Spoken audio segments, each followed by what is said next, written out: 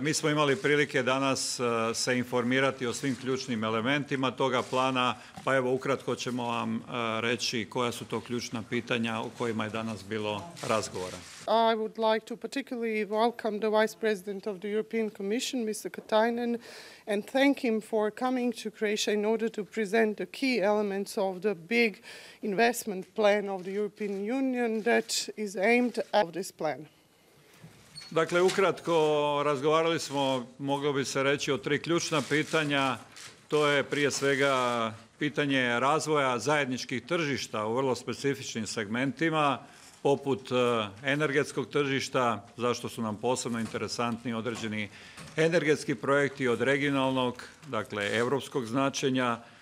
Tu je bilo pitanje oblikovanja te liste pogodnih projekata za financiranje kroz takozvanu Junckerovu inicijativu i govorili smo naravno i o pitanju tehničke pomoći u pripremi i provedbi cijelog tog procesa, oslanjajući se naravno na sve ono što u ovom trenutku Europska komisija nudi zemljama članicama, ali i nastojanju da se ta pomoć objedini i po našoj želji da se diverzificira ili bolje rečeno da se teritorijalno organizira, regionalno organizira kako bi bila dostupnija zemljama članicama i svim zainteresiranim za pripremu i aplikaciju projekata. Ono što, evo, hvala. The energy policy in Europe is greatly regionalized and Europe-wide. We have to be financed through what we call the Juncker initiative. In this process, Croatia is ready to provide technical assistance. Iznijeti još stavove Republike Hrvatske i neku trenutnu situaciju u kojoj jesmo. Dakle, mi smo vrlo brzo reagirali nakon početka same inicijative. Pripremili smo listu od nekih 77 projekata iz svih područja u Republici Hrvatskoj. Nakon toga smo jasno izdvojili one projekte koje kanimo primarno financirati iz europskih fondova i ta lista je dakle sužena na one projekte za koje mislimo da jesu od strateške važnosti za Republiku Hrvatsku i da mogu naći svoje mjesto dakle u portfelju koji će biti financiran kroz Junckerovu inicijativu. I will just present the positions of the Republic of Croatia. The Republic of Croatia reacted very quickly to this initiative by preparing 77 proposed projects from those which can be financed through the EU funds, which means that we are focusing on projects of... Dakle, to je prije svega energetsko područje u kojem, kao što znate, već cijelo ovo vrijeme spominjemo LNG terminal kao jedan od ključnih projekata. Tu je naravno čitav niz manjih projekata, ali i projekt Jadransko-jonskog plinovoda koji svakako isto tako ima regionalno značenje.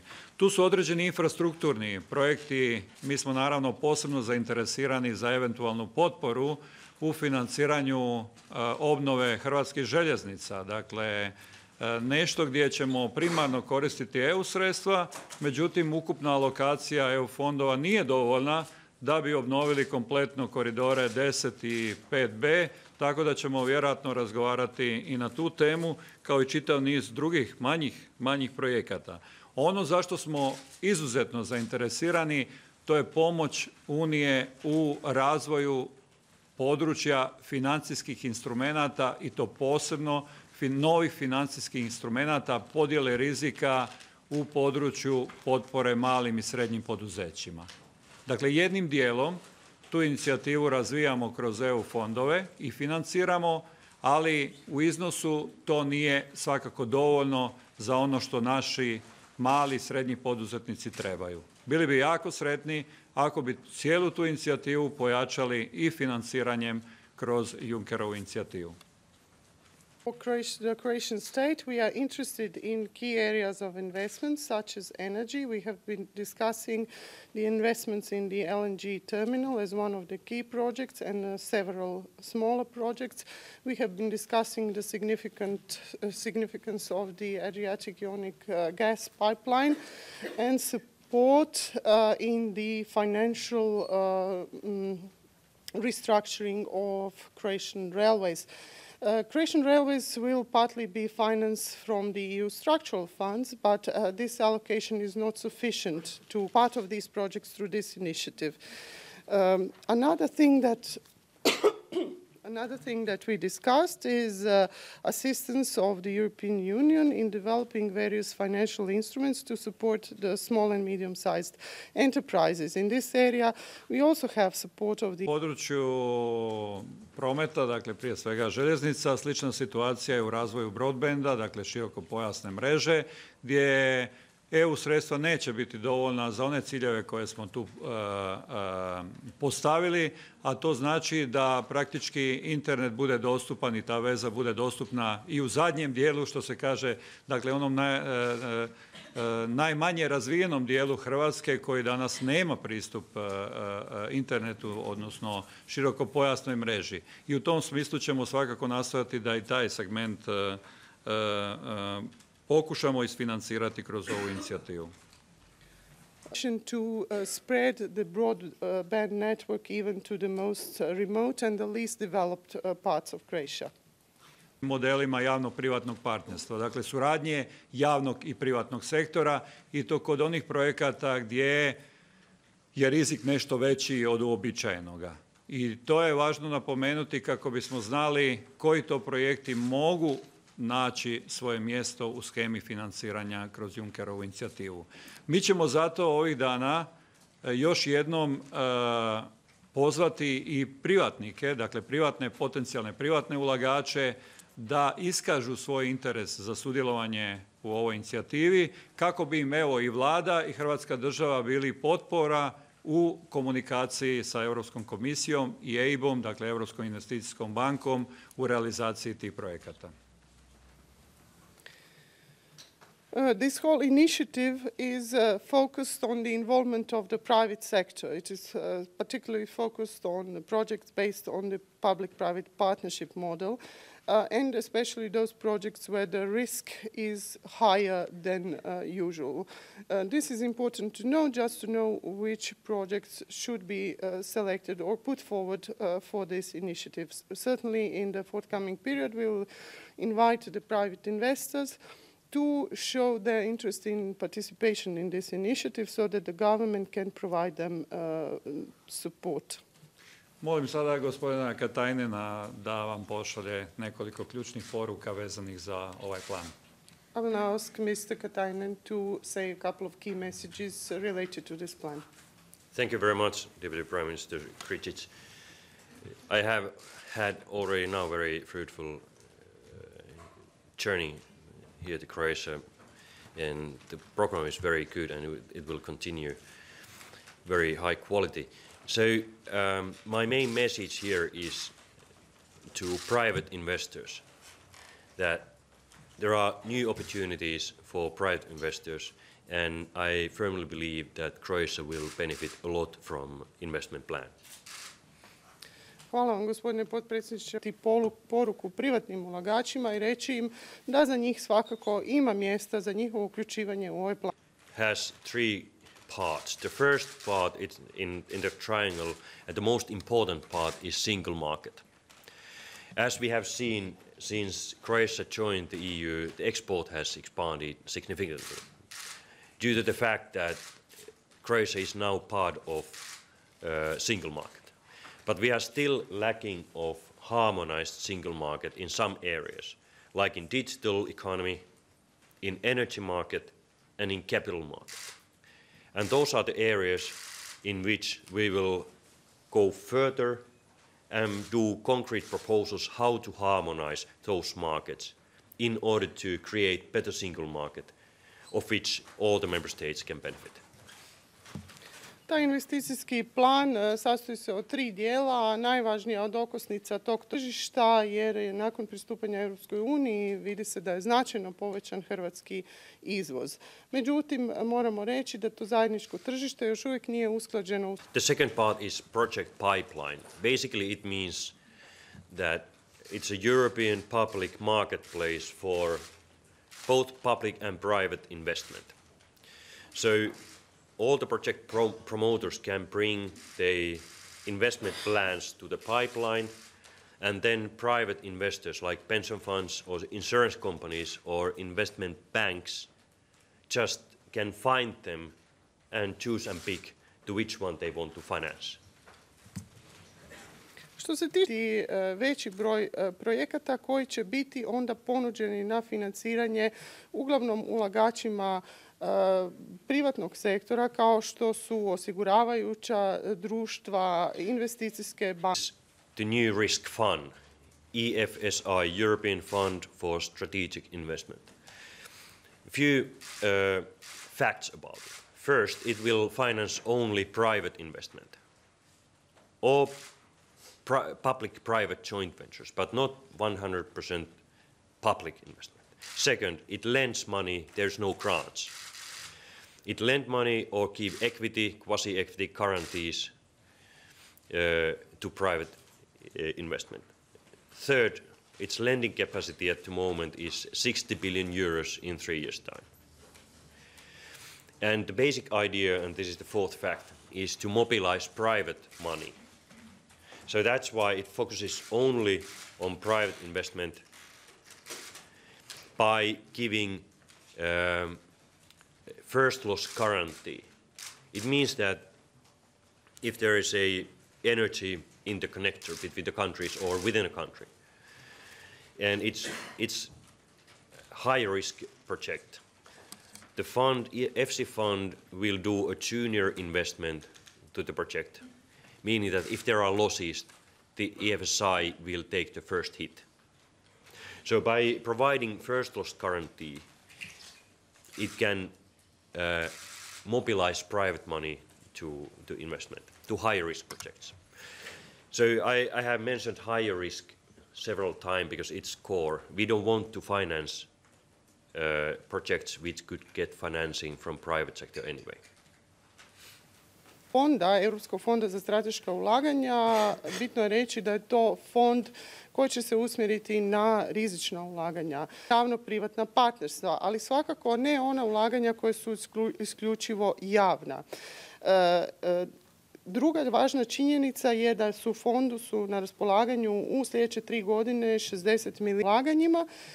Daću vam primjer, ako se želi financirati neka energetska međupoveznica između dvije države, to je projekt naravno visokog rizika.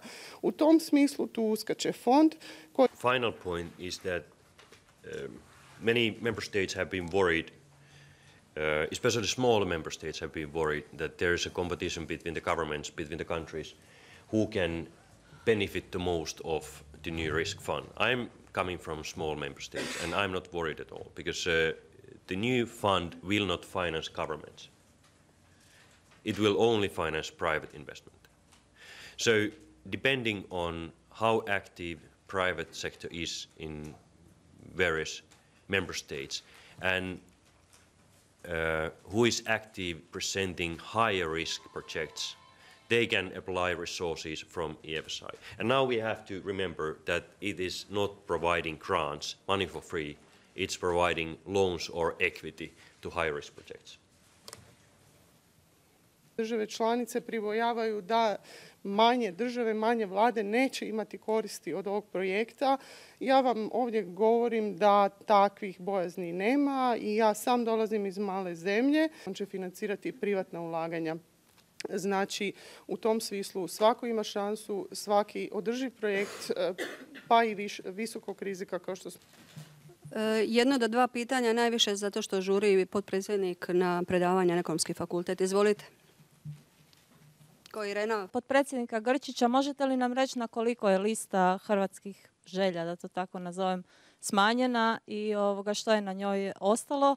And for the Vice President Katainen, if you could explain if we want to build the LNG terminal on the island of Kirk, can we combine the EFSI with the structural funds, for example, the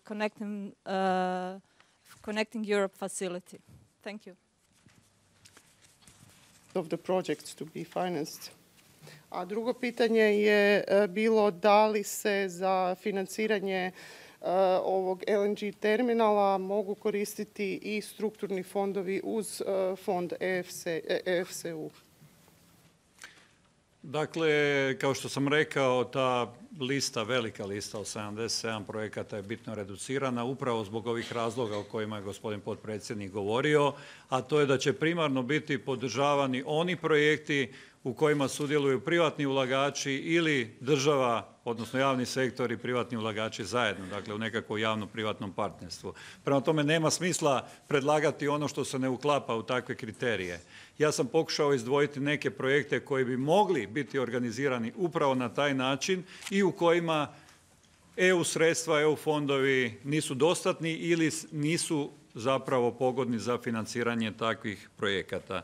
U ovom trenutku ta lista je sužena na neki 25 projekata ukupne vrijednosti 9 milijardi eura, od čega bi po našoj procjeni se moglo u iduće 3 godine realizirati negdje oko 2,2 milijarde eura. Possible to use structural funds as a co-financing element together with EFSI. The second question about LNG terminal, I cannot say because I don't know the project, and second, the Commission does not select the projects. It's up to the new management of the fund who will decide which projects can get financing. But few questions, is the LNG terminal a high-risk project? Wouldn't it happen without risk loan from FC? Why not to finance it purely from the financial market, or is EIB ordinary lending more suitable to LNG terminal? Those are a few questions which must be tackled. So the FC can help if the project wouldn't fly without this kind of risk-sharing element. Fond za strateška ulaganja mogao uključiti. Adelina Marini, EU Inside. Have you discussed the possibility Croatia to participate in the capital of the FSI? And Mr. Katainen, what do you think of the idea of some member states, the co-financing within the MFFF, the national co-financing, to also be excluded from the calculation of the budget deficit, as is the case with the investment plan? Thank you. But I know that many countries, or some countries, will contribute through their national promotional banks. And that is very important because it will increase the lending capacity of EFSI, and the implementation of the plan is more efficient. This will most probably happen.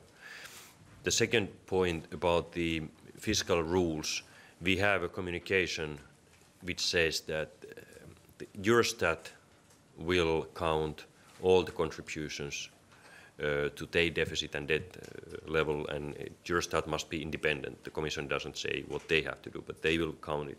But Commission will not step up with excessive deficit procedures because of national contributions to capital or to co-financing part. So we wanted to do this kind of flexible interpretation of the rules. Ni to će tako ostati, ali što se nas tiče, mi nećemo postroživati postupak prekomjernog deficita zbog nacionalnog sufinanciranja. Hvala svima.